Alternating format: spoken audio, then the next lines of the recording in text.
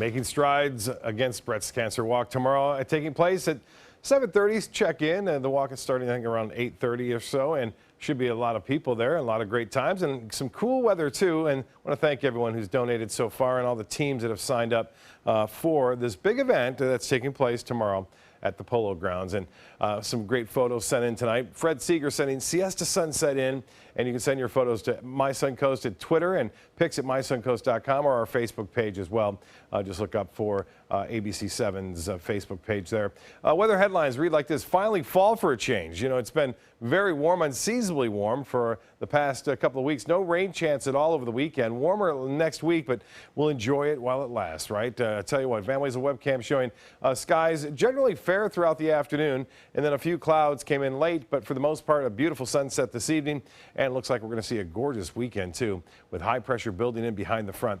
Now, no rainfall to speak of, some false echoes, if you will, as a result of the inversion setting up now across the region, and we are not anticipating any rainfall. Temperatures dropping tonight into the low 60s and then warming up tomorrow into the mid to upper 70s. And then looks like again on Saturday night, Sunday morning will be the coldest with low temperatures into the mid 50s for the most part.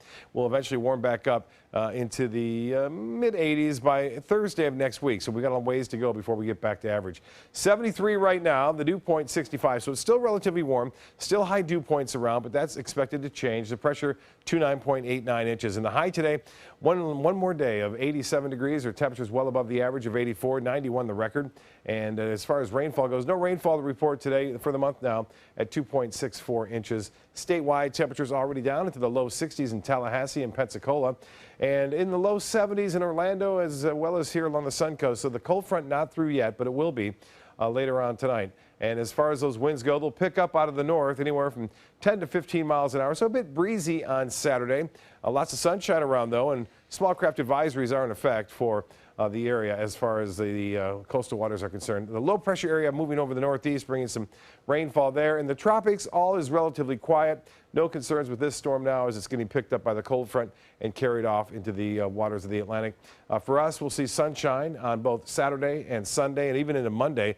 So a 3-day stretch of lots of sunshine around, and it looks as though little or no chance for any rain across the entire state for that matter.